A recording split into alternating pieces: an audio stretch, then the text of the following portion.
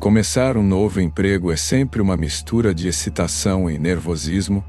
Quando consegui um trabalho de verão em um carnaval local no centro de Los Angeles, eu estava apenas procurando por algum dinheiro extra antes do meu último ano de faculdade começar no Pononis. O carnaval era uma configuração típica com jogos, passeios e barracas de comida, mas sua principal atração era a casa de diversões, que também funcionava como uma casa assombrada depois de escurecer. Era, na verdade, uma estrutura sólida que costumava ser alguma mansão antiga ou algo assim. Fui designado para administrar a casa de diversões, que era uma das favoritas entre os visitantes. Parecia bastante simples. Guiar os convidados, garantir que eles se divertissem e observá-los sair. A princípio, tudo parecia simples, mas então comecei a perceber coisas estranhas. Tudo começou com pequenas discrepâncias. Eu contava uma dúzia de pessoas entrando, mas apenas 11 saíam. No começo, achei que era um erro de contagem. Afinal, acompanhar o caos de risos e gritos não era tarefa fácil. No entanto, com o passar dos dias, os números simplesmente não batiam. 7 entravam, 6 saíam. 10 entravam, 9 saíam. Eu estava enlouquecendo. Algo estava errado e eu não podia ignorar por muito mais tempo. Uma tarde particularmente movimentada, uma garota loira chamou minha atenção enquanto caminhava até a casa de diversões.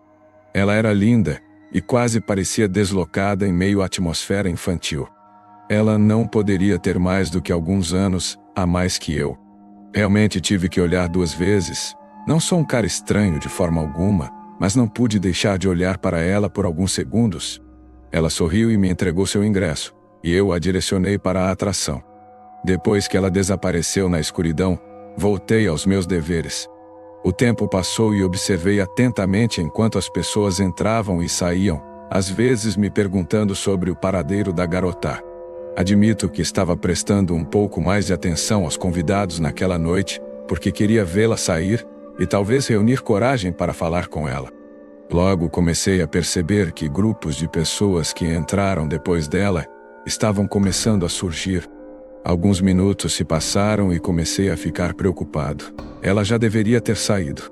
Compelido por uma preocupação genuína, decidi abandonar meu posto por alguns minutos e ir procurá-la. Entrei na casa de diversões e tranquei a porta de entrada.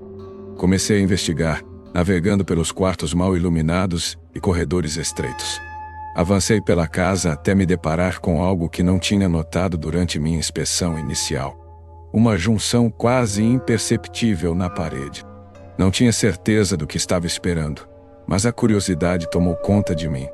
Pressionei contra a junção e ouvi um clique distinto. Mexi um pouco mais, e para minha surpresa, percebi que era uma porta secreta. Ela se abriu lentamente, revelando um corredor totalmente escuro. Fiquei ali parado em choque. O que isso estava fazendo aqui? Certamente, teria uma longa conversa com meu chefe sobre isso. Entrei no corredor com a lanterna do meu celular me guiando. Não tive muito tempo para ficar nervoso, porque ainda estava tão chocado com a situação. Cheguei ao fim do corredor e encontrei outra porta. Abria com força. E para minha surpresa, era uma saída oculta que levava de volta ao terreno do carnaval. Suspirei aliviado, pois essa descoberta provava que eu não estava enlouquecendo.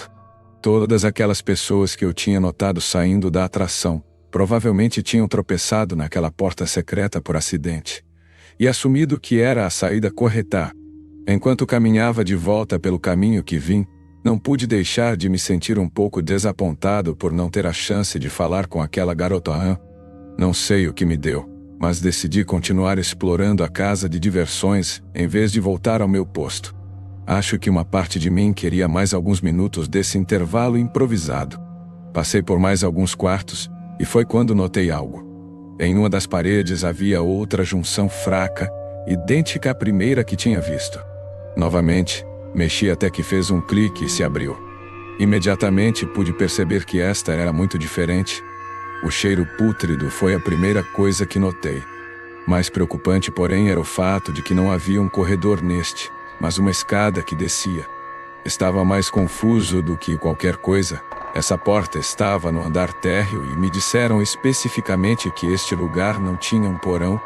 Debati se descia ou não, mas me senti horrível com a perspectiva de que a garota pudesse estar lá embaixo. Então, contra meus instintos, comecei a descida. O cheiro só piorou à medida que descia na escuridão. Esperava encontrar um porão, mas o que encontrei foi muito, muito pior. Cheguei ao fundo e puxei a lanterna do celular. Fiquei congelado de choque. Estava literalmente em um túnel que se estendia na escuridão. Não havia absolutamente nenhuma maneira de isso ser parte da casa acima. A parte racional do meu cérebro gritava para voltar, esquecer isso, mas o mistério era muito atraente. Aventurei-me mais adiante, tomando cuidado para não fazer barulhão. As paredes estavam úmidas e o túnel era completamente silencioso. Enquanto explorava, o feixe da minha lanterna caiu sobre algo inesperado. Uma bolsa branca e brilhante estava no meio do corredor. Peguei-a, virando-a nas mãos.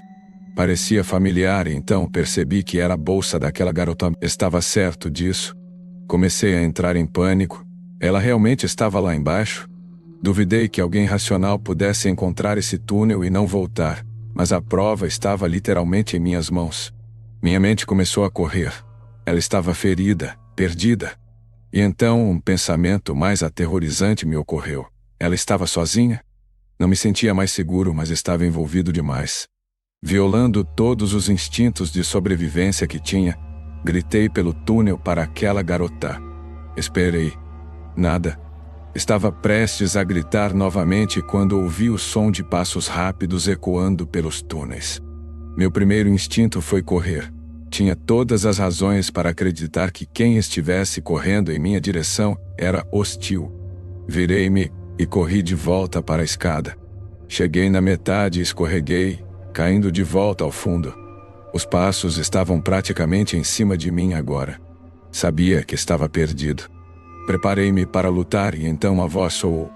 Uma voz feminina. A voz dela. Ela ofegou. Me ajude, agarrando o lado do corpo como se estivesse com dor. Gritei para ela subir, mas ela insistiu que eu a seguisse de volta na escuridão. Por algum motivo, disse a ela que não havia chance de fazer isso e basicamente a forcei a subir a escada. Chegamos ao topo e fechei a porta com força. Perguntei a ela como, em nome de Deus, ela tinha acabado lá embaixo. E ela não conseguia realmente dar uma resposta clara. Continuava dizendo que não se lembrava bem de como aconteceu, apenas que de repente percebeu que estava no subsolo. Disse que começou a ouvir coisas se movendo no escuro e que havia vozes chamando por ela. Não sabia como processar isso. Perguntei se alguém a tinha guiado até lá, e ela disse que não se lembrava. A coisa mais estranha sobre a história dela era que ela estava me olhando com um olhar vazio que genuinamente me assustou. Basicamente a interroguei sobre por que me disse para ficar lá embaixo, mas ela não respondeu. Já tinha tido o suficiente. Queria me afastar o máximo possível dessa pessoa. Chamei a polícia, mas ela optou por sair da casa de diversões antes que eles chegassem. Nunca mais a vi. A polícia investigou e o que encontraram foi realmente insano. Aparentemente, essa casa tinha sido algum tipo de refúgio durante a Lei Seca nos anos 1920. Como tal, tinha várias passagens secretas que levavam a uma seção dos túneis subterrâneos da Lei Seca que ainda não tinham sido descobertos. O proprietário afirmou que não tinha ideia sobre a história da casa, mas eu estava cético. Larguei meu emprego e me afastei o máximo possível daquele lugar. Ainda tenho tantas perguntas. O proprietário sabia sobre isso? Aquela garota quase foi sequestrada. Alguém a derrubou e a levou até lá?